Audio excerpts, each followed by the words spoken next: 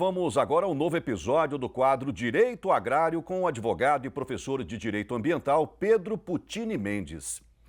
A gente sempre alerta para o risco de adquirir sementes falsificadas ou adulteradas para a formação das pastagens, não é mesmo?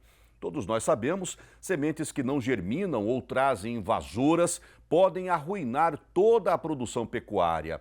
Mas quem responde por esses prejuízos? O produtor pode acionar quem vendeu, fabricou ou certificou a semente? A explicação agora, aqui na tela.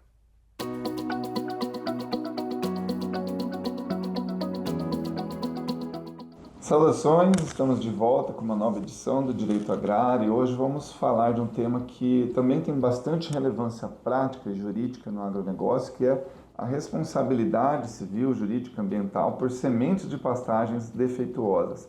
A implantação de pastagem no Brasil é uma das principais etapas da produção pecuária, assegura alimentação adequada para o gado, ganho de peso, desempenho zootécnico, rentabilidade, mas quando a semente utilizada falha, seja por baixa germinação, contaminação por pragas, invasoras ou ervas daninhas, esses prejuízos são inevitáveis e, na maioria das vezes, devastadores para o produtor, né? Então, o produtor, quando investe na compra de sementes, ele confia que aquele produto vai entregar o que consta no rótulo ou no laudo do vendedor, né? Pureza, viabilidade, germinação dentro dos padrões legais.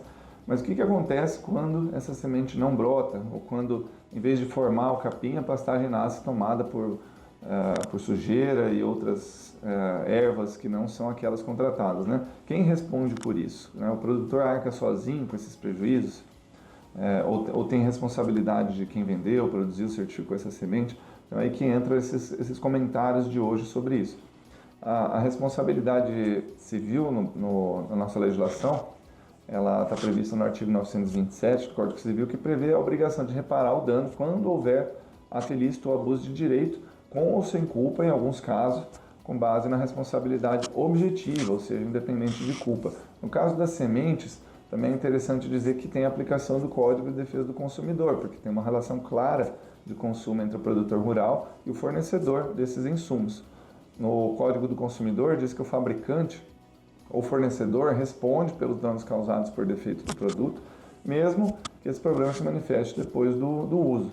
E além disso, a Lei de Sementes e Mudas, que é uma lei federal, 10.711 de 2003, e o decreto regulamentador dela, que tratam da produção, comercialização e certificação de sementes, eles exigem padrões mínimos de qualidade de procedência. A semente que pode ser considerada defeituosa tem diversas hipóteses, como a germinação abaixo do percentual declarado no rótulo, ou inferior ao percentual mínimo, presença de sementes de plantas invasoras, tóxicas, contaminação por pragas ou fungos, falta de rastreabilidade sobre a origem dessa semente, embalagens adulteradas, vencidas ou sem laudo técnico, né?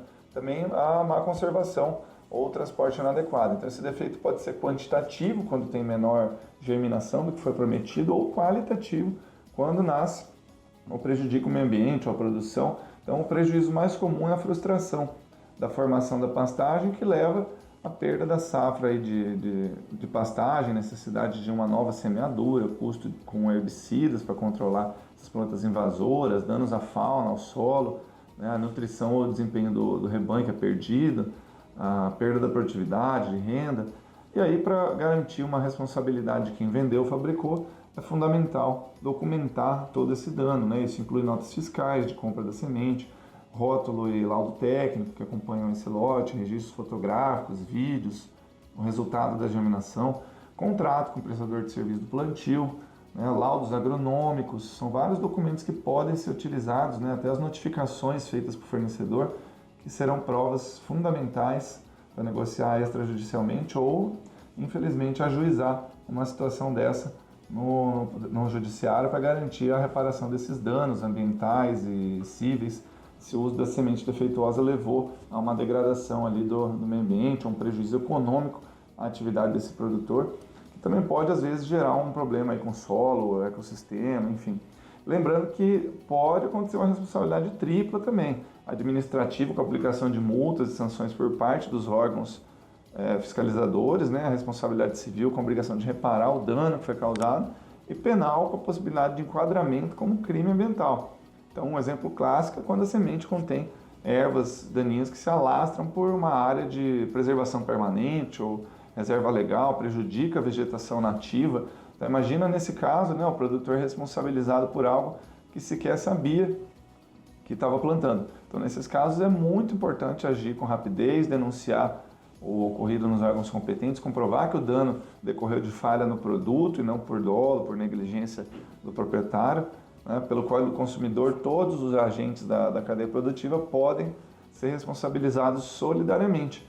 Inclusive o fabricante da semente, o revendedor, o comerciante, a empresa que fez o plantio, se foi terceirizado, em alguns casos até os laboratórios que certificaram esse produto. Então não basta indicar um culpado, todos podem ser acionados juntos na mesma situação, ação judicial, notificação, enfim, o direito de regresso entre eles, né? E a recomendação sempre é compre sementes que têm fornecedores confiáveis, legalizados, certificados, solicite um laudo técnico de conformidade dessa semente adquirida, guarde a nota fiscal da embalagem, com informações do lote, registre todo esse processo de plantio, condições climáticas, equipamentos usados, os resultados, e se perceber alguma anomalia, faça uma notificação imediatamente ao fornecedor e registre esse problema com apoio técnico. Em caso de perda, vai ser interessante procurar essa assistência, né? A semente ela é a base da produção e quando falha vai trazer um problema, um efeito cascata, tudo vai falhar, né? Então o produtor rural não pode ser o único a arcar com esses prejuízos de um produto defeituoso. Então essas são algumas recomendações, né? Por isso é importante agir com técnica, precaução, respaldo jurídico, e assumir riscos que não fazem parte dessa atividade não seria o adequado. Saudações e até a próxima.